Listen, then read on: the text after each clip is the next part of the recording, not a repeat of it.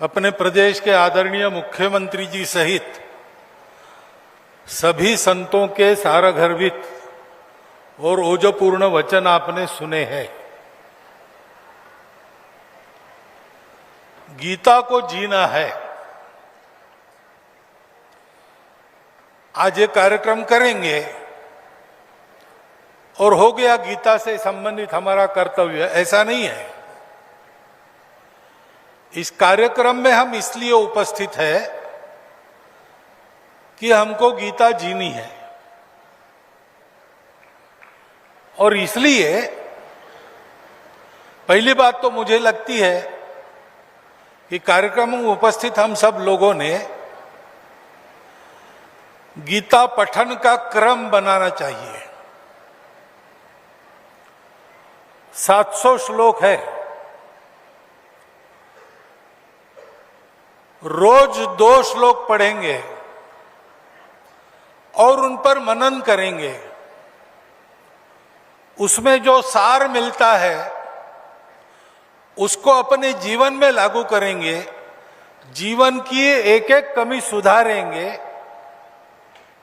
तो हमारा जीवन वर्ष भर में गीतामय बनने की दिशा में बहुत आगे चला जाएगा और उसकी आवश्यकता है। क्योंकि कुरुक्षेत्र पर जैसे अर्जुन मोहग्रस्त हुआ था, वैसे आज सारी दुनिया जीवन के रणांगण में भयग्रस्त होकर, मोहग्रस्त होकर रास्ता सूझ नहीं रहा है, इस अवस्था में बैठी है। आगे नहीं जा रही, दौड़ बहुत रही है, परिश्रम बहुत हो रहा है, पसीने छूट रहे, प्राण कंठ में आ गए, परंतु 1 इंच भी आगे नहीं बढ़ रही। जैसे 1000 साल पहले युद्ध होते थे वैसे युद्ध आज भी हो रहे हैं। जैसे 1000 साल पहले मनुष्य की क्षुद्रता, मनुष्य की लालच, मनुष्य का क्रोध द्वेष, इसके सामर्थ्य के चलते सब प्रकार के गुन्हे, अपराध समाज में चलते थे, वैसे दुनिया में सर्वत्र चल रहे। भौतिक सुख समृद्धि बहुत हो गई, लेकिन जीवन में नीति नहीं, जीवन में शांति नहीं, जीवन में संतोष नहीं और इसलिए जीवन में विश्राम नहीं। यह स्थिति है। एक के बाद एक सब लोग कह रहे कि हम बहुत इस रास्ते पर बढ़कर चले आए, लेकिन हमको लगता है हमारा रास्ता गलत था। सही रास्ता चाहिए और सही रास्ता कहां से मिलेगा? भारत से मिलेगा। क्योंकि भारत की जीवन परंपरा वो ऐसी है कि उसके प्रभाव के दिनों में उसने सारी दुनिया को सुख शांतिमय दुनिया बना दिया। भौतिक ज्ञान की भी परमावधि और नैतिक उत्थान की भी परमावधि एक साथ।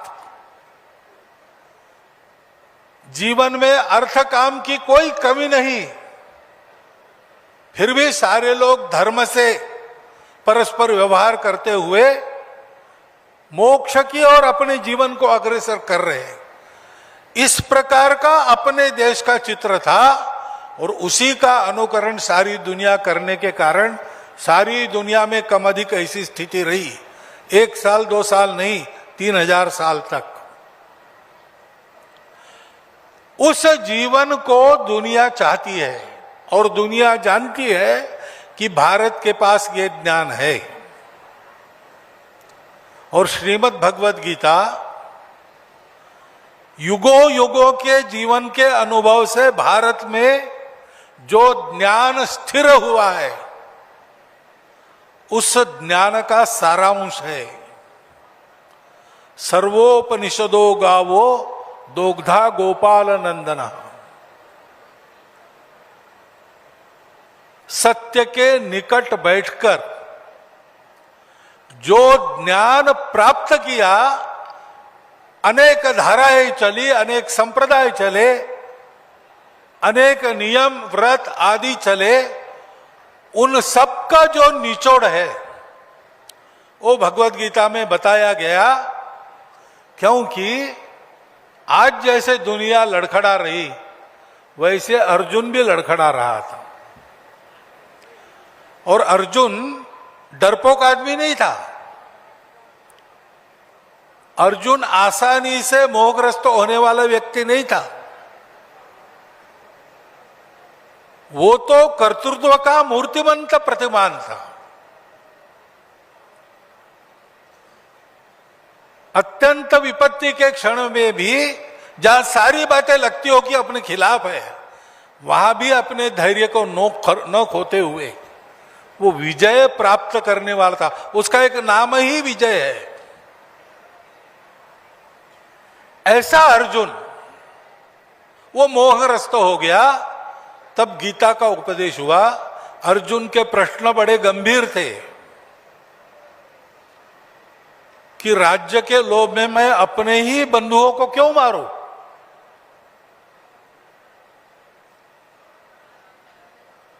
इनको मारने के बजाय मैं भिक्षा मांग के उधर निर्वाह करूं, ये ज्यादा अच्छा है। क्योंकि इतने सारे लोग युद्ध करने के लिए आए, युद्ध होगा, भयंकर संहार होगा, सृष्टि की हानि होगी, समाज की हानि होगी, होती है युद्ध से। ये प्रश्न गलत नहीं थे, बड़े गंभीर थे। तब भगवान कृष्ण ने उसके मोह को दूर करने के लिए मूल से सारी बातें बताई। अंत में भगवान ने कहा, विमृश्य एतद अशेषेण, कुछ भी बाकी नहीं रखा, सब मैंने विमर्श तुम्हारे सामने स्पष्ट करके रखा है। ऐसा भगवान ने बताया। हमारे लिए सरल भाषा में क्या है? गीता मूल में पढ़नी चाहिए, समझ लेनी चाहिए, तो पता चलेगा। और गीता का और एक गुण विशेष ऐसा है कि हर बार आप चिंतन करते हो तो हर बार आपको नई बात मिलती है जो अभी के आपके स्थिति में आपको उपयोगी लगती है।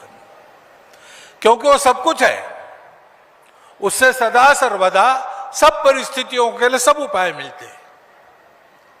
भगवान ने पहली बात बताई कि तुम समस्या को टालने का प्रयास कर रहे हो, भागने का प्रयास कर रहे हो।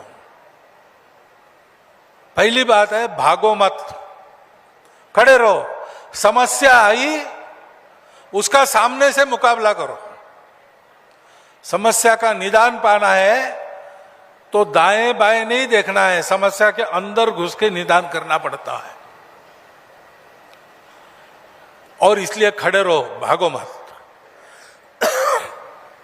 अब तुमको लग रहा है कि यह सब ऐसा होगा वैसा होगा, हमारे लोग मरेंगे, मैं इनको मारूंगा, तो सुन, तुम मारने वाले जिलाने वाले तुम कोई नहीं हो, करने वाला अलग ही है।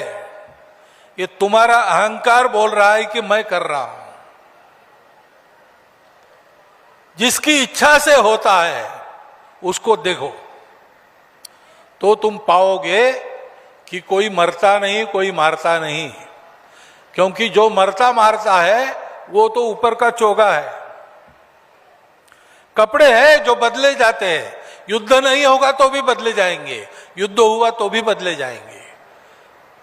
जातस्य ही ध्रुवो मृत्युर, जिसका जन्म हुआ उसका मृत्यु अटल है। और इसलिए जन्म मरण के लाभ हानि का विचार करके अपनी नीति नहीं देखना।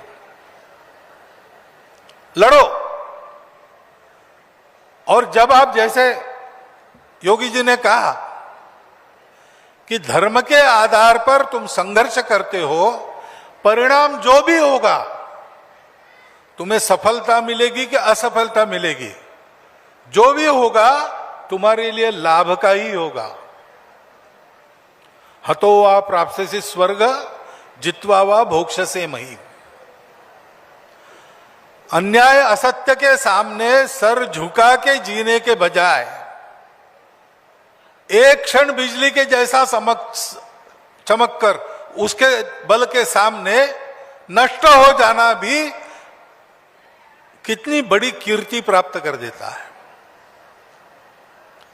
1857 के हमारे वीर, स्वतंत्रता के लिए अपना सर्वस्व न्यौछावर करने वाले क्रांतिवीर, उनके करने से अंग्रेज उस समय हारा नहीं। एक तरह से देखते हैं, आजकल लाभ हानि का तराजू जो मिलता है उसमें तोलकर देखते हैं तो चंद्रशेखर आजाद ने क्या किया भाई, क्या कमाया? कुछ नहीं कमाया। बूढ़ी माता जी गरीब थी, उनकी सेवा नहीं की, दर दर भटकते रहे और अल्फ्रेड पार्क के मैदान में गोली खा के मर गए। ये कोई जीवन है? लेकिन ये जीवन ऐसा है जिसका युगों युगों तक हम लोग स्मरण करते रहेंगे और उससे प्रेरणा लेते रहेंगे, क्योंकि सफलता असफलता मायने नहीं रखती। भगवान ने कहा है, अधिष्ठानम तथा कर्ता करणम च पृथक विधम विविधाश्च पृथक चेष्टा। ये चार मनुष्य प्रयत्न की बातें हैं। उत्तम विचार चाहिए, उत्तम अधिष्ठान चाहिए, कार्यकर्ता कुशल चाहिए, ठीक ठीक कार्य पद्धति चाहिए और अन्य प्रयास पूरक करने पड़ते, वो सारे प्रयास चाहिए। लेकिन ये होने के बाद भी दैवम च एव अत्र पंचमम, भाग्य की भी एक बात रहती है। तो भाग्य तो जैसा है वैसा है, उसकी चिंता क्या करना? अपना पुरुषार्थ पक्का करना। अपना पुरुषार्थ पक्का है तो भविष्य का भाग्य उससे बनेगा। चार के पीछे भाग्य पांचवा चला आता है। अभी यश है अपयश है, इसकी चिंता क्या करना? लड़ते रहना। और लड़ना है दुश्मनी करके नहीं, खुन्नस से नहीं, द्वेष से नहीं, तो धर्म के लिए लड़ना है, मेरे लिए नहीं लड़ना है। मेरे लाभ हानि का विचार नहीं है, धर्म रक्षा का विचार है। और जैसे बताया गया, वो धर्म है समाज की धारणा करने वाला धर्म, सबको साथ रखकर सबको उन्नत करते हुए सबको जिलाने वाला वो धर्म। सबका कल्याण हो इसलिए मैं मेरे व्यक्तिगत हित की बलि देता हूं। मैं मेरे प्रिय व्यक्ति को भी वो अधर्म कर रहा है इसलिए दंडित करता हूं। मेरा मित्र है तो भी मैं क्षमा नहीं करूंगा, तो वो मित्र द्रोह नहीं होता है, क्योंकि मैं धर्म के लिए करता हूं, स्वार्थ के लिए कुछ नहीं करता हूं। बहुत अच्छे बड़े काम भी अगर स्वार्थ से किए जाते हैं तो उनका फल अच्छा नहीं होता।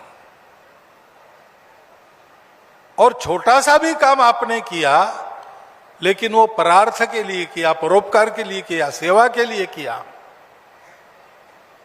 तो स्वल्पमल्पस्य धर्मस्य त्रायते महतो भयात्। और इसलिए विचार करो, जियो, सबका विचार करके जियो, केवल अपना विचार मत करो। उसके लिए कर्म करना पड़ता है। कर्म से किसी को छुट्टी नहीं है। कुछ नहीं करेगा तो 2 वक्त खाना तो खाएगा ही, और खाना खाने के लिए कमाई नहीं करेगा तो भिक्षा तो मांगनी ही पड़ेगी, दान तो मांगने ही पड़ेंगे। कर्म से छुट्टी नहीं है। लेकिन ज्ञानवान होकर कर्म करो, भक्ति पूर्वक कर्म करो। जो भी आप जीवन में करते हो सोच समझ के करना, आगा पीछा देख के करना। मैं क्या कर रहा हूं, उसके परिणाम क्या है, आगे क्या होने वाला है।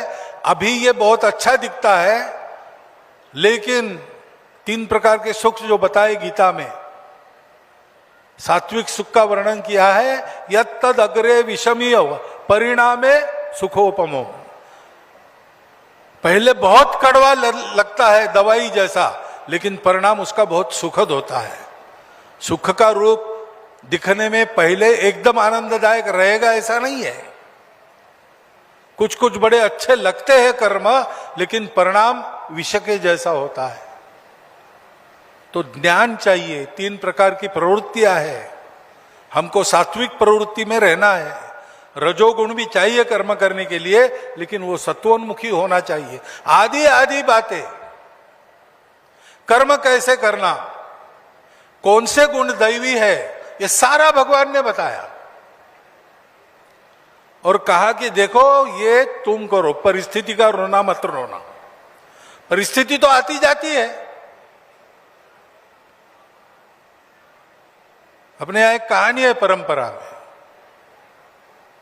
कि राजा जनक रात को सो गए और सपना देखा। सपने में देखा कि अचानक राज्य क्रांति हो गई और राजा जनक हार गए, सिंहासन से नीचे खींचा गया, सारे उनके अलंकार शस्त्र आदि आदि राज चिन्ह उतारे गए और मैले कुचैले फटे कपड़े में उनको देश निकाला दे दिया और देश में मुनादी दी गई कि राजा जनक को आज्ञा है सूर्यास्त के पहले इस देश की सीमा से बाहर निकल जाओ। जब वो ये करेगा तब उसको पानी भी किसी ने पिलाना नहीं, जो उसकी मदद करेगा उसको मारेंगे, और सूर्यास्त के बाद ये राज्य में मिला तो इसको भी मारेंगे। तो कैसी दुर्गति हुई होगी। 24 घंटा भागना पड़ा, भागते रहो भागते रहो। अंत में पहुंच गए। कोई खाना किसी ने दिया नहीं, पानी किसी ने पिलाया नहीं। थके हारे धूल से सनी शरीर को लेकर सीमा के पार एक अन्न छत्र उन्होंने देखा। रात को 10-11 बजे पहुंचे और अन्न छत्र के प्रमुख को कहा कि भूखा हूं, कुछ दीजिए। तो उन्होंने कहा भैया ये तो अन्न छत्र ही है, भूखों को खिलाने के लिए ही है, लेकिन तुम आए ऐसे वक्त हो सब समाप्त हो गया, कुछ भी नहीं। बर्तन धोने के लिए चले गए। अब वहां जाके देखो भात के बर्तन में कुछ भात लगा होगा, खुरच कर ले लो। तो राजा जनक गए, देखा थोड़ा सा भात लगा था, वो खुरचा हाथ में लिया और कुएं के पास आ गए। यहां बैठकर खाएंगे और तुरंत पानी पिएंगे। बैठ गए तो रात को एक चील घूम रही थी। उस चील ने वो चावल के दाने देखे, उसने झपट्टा मारकर राजा जनक के हाथ से वो खुरचन भी निकाल के ले उड़ गई।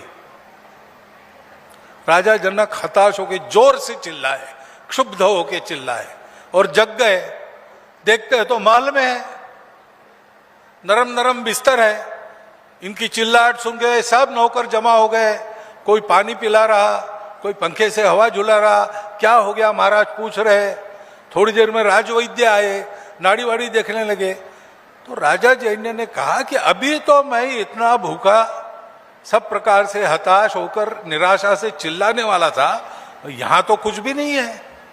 वो भी मैं अनुभव कर रहा था, ये भी अनुभव कर रहा हूं। वो अनुभव सच है कि अनुभव सच है? तो राजवैद्य ने पूछा कैसे है महाराज? तो कहा ये बताइए वो सच है कि ये सच है? राजवैद्य को कुछ समझ में नहीं आया। उन्होंने आसपास दासियों को कहा क्या बोल रहे महाराज? उनको भी समझ में नहीं आया। अब जो आवे राजा को देखने के लिए, राजा उसको एक ही प्रश्न पूछे, वो सच है कि ये सच है? उसको कुछ समझ में ना आवे। लोगों को लगा पागल हो गया राजा, क्या हो गया पता नहीं। लेकिन उनका एक वृद्ध प्रधानमंत्री था, उसको जब पता चला वो आया। उन्होंने कहा ऋषि याज्ञवल्क्य को बुलाओ, वो उत्तर देंगे इनका। याज्ञवल्क्य जी को बुलाया गया, वो आए। उन्होंने पूछा क्या हुआ महाराज? उनका वो सच है कि ये सच है? तो याज्ञवल्क्य ने कहा वो क्या था और ये क्या है? तो राजा ने वर्णन किया, स्वप्न का वर्णन किया और स्थिति का वर्णन किया। फिर याज्ञवल्क्य ने पूछा कि ये सब वो तुम्हारे शत्रु विजयी होकर तुम्हारी दुर्गति कर रहे थे और चील तुम्हारे हाथ का झपट्टा मार के छीन रही थी, तब तुम थे क्या? बोला मैं था, मैंने अनुभव किया। तो बोले अब ये कुछ नहीं है, सब प्रकार के सुख हाथ जोड़कर तुम्हारे लिए हाजिर है, तब तुम हो कि नहीं? तो बोला मैं हूं और वो नहीं है। तो बोले जब ये था तब वो नहीं था, वो था तब ये नहीं था, ये असत्य है। लेकिन वहां भी तुम थे, यहां भी तुम थे, तुम सही हो, तुम हो। परिस्थिति आती जाती है, हम हैं उसको झेलने वाले। तो अपने आप को जानो, हम है यानी हमारा शरीर तो 100 साल रहेगा, उसके बाद वो भी जाएगा, लेकिन हम रहेंगे। ऐसे हम व्यक्ति के नाते हमको समझे, हम देश के नाते भी हम क्या है उसको समझे। हमारा देश संपूर्ण दुनिया का विश्वगुरु था, अनेक राजाओं के राज्यों से मंडित था, कभी चक्रवर्ती सम्राट भी होते थे। दुनिया का एक बहुत बड़ा संबल भारतवर्ष था, तब भी भारतवर्ष था। और 1000 साल तक आक्रामकों के पैरों तले रौंदा गया, पारतंत्र में जीना पड़ा, धर्मस्थलों की सब बातों की हानि हुई, जबरदस्ती मतांतरण होने लगा। ये सब था, तब भी भारत था। वो वैभव के दिन नहीं रहे, वो आक्रमण के दिन भी चले गए। अब राम मंदिर पर झंडा फहराने वाले हैं। तब भी भारत था, अब भी भारत है। और इसलिए भारत क्या है? रविन्द्रनाथ ठाकुर ने कहा है कि दुनिया में कुछ भी होने के पहले भारत पहले, वो जो है वो बने, उसको समझना है। उसके लिए हमको पुरुषार्थ करना है। तो हम यानी शरीर मन बुद्धि नहीं, हमारा चिरंतन अस्तित्व आत्मा के रूप में रहता है।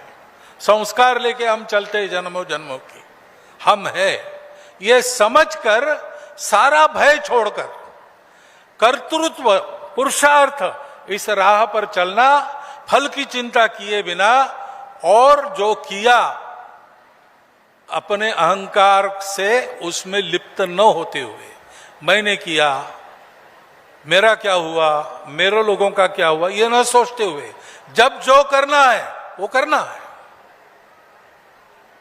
लोकमान्य तिलक 6 वर्ष कारावास मंडालय में रहे, गीता रहस्य लिखा वहां। वापस आए, देखा सारी जागृति शून्य हो गई थी, कोई नहीं था साथ देने वाला। दूसरे दिन अपने वृत्तपत्र का पहला अग्रलेख छूटने के बाद लिखा उन्होंने, उसका नाम था पुनश्च हरिओम। प्रथम प्रतिबंध के बाद पूजनीय गुरुजी को कार्यकर्ताओं ने कहा कि अब अपनी हालत जो हो गई है, ये शाखा वगैरह नहीं चल सकता, ऐसा लगता है, कुछ और करना चाहिए। गुरुजी ने कहा कि आप लोग तो समझदार हो, जो चाहे वो करो, मेरा मैंने तय किया है। आप लोग आएंगे साथ तो आपके साथ, आप नहीं आएंगे तो आपके बिना। मैं फिर से 5 बालकों को हाथ में लेकर मोहिते सायं शाखा शुरू करूंगा। यह है, हमको करते रहना है। लाभ हानि, यश अपयश, राग द्वेष, सबकी चिंता छोड़ के, इन दुविधाओं से बाहर निकलकर धर्म के लिए, देश के लिए, ईश्वर के लिए, अपने आत्मा के सम्मान के लिए हमको अपना कर्तव्य करते रहना है। उससे क्या मिलेगा ये सवाल नहीं करना, अपना धर्म चलना। हम भारत के लोग हैं, हम हिंदू समाज है, हम हिंदू राष्ट्र है, हम सारी दुनिया को सेवा का संदेश देंगे, त्याग का संदेश देंगे, धर्म का संदेश देंगे। वैसा हमारा जीवन होगा, उससे दुनिया सीखेगी। और ऐसा हमारा जीवन हो, इसलिए हमें करना क्या है? तो हमारी सभी परंपराओं का जो भारत में आज तक हो गई, उन सब का, और भारत में आगे होगी उनका भी, या यूं कहे कि विश्व में विज्ञान और अध्यात्म के बारे में जितना विचार पहले हुआ है और बाद में भी होगा, उन सब का निचोड़ हमारे हाथ में 700 श्लोकों में भगवान व्यास ने दिया है, श्रीमद् भगवद गीता के रूप में। सदा के लिए हमारे लिए एक दीप है, उसका अध्ययन करना, उसका अर्थ समझना, आज की परिस्थिति में आचरण के रूप में उसका अर्थ क्या होता है वो जान लेना। छोटी छोटी पुस्तिकाएं महाराष्ट्र ने प्रकाशित की है, और उसके अनुसार अपने जीवन में परिवर्तन लाना, ये हमको करना है। मुझे लगता है कि जियो गीता, इन 2 शब्दों में इतना बड़ा आशय भरकर उसको हमारे पास ले आने वाले स्वामी ज्ञानानंद जी सहित उनके सभी सहायक गण आज अभिनंदन के पात्र है। अत्यंत समयोचित इस प्रकार का एक संदेश आज हमको मिल रहा है। उस संदेश को सुनना, वाह वाह करना, तालियां बजाना यहाँ तक मर्यादित न रहते हुए उस संदेश को समझकर उसको अपने आचरण में धीरे धीरे उतार कर हम भी ऐसे गीता को जीने वाले पुरुष बने तो हम यशस्वी भी होंगे, हम सार्थक भी होंगे।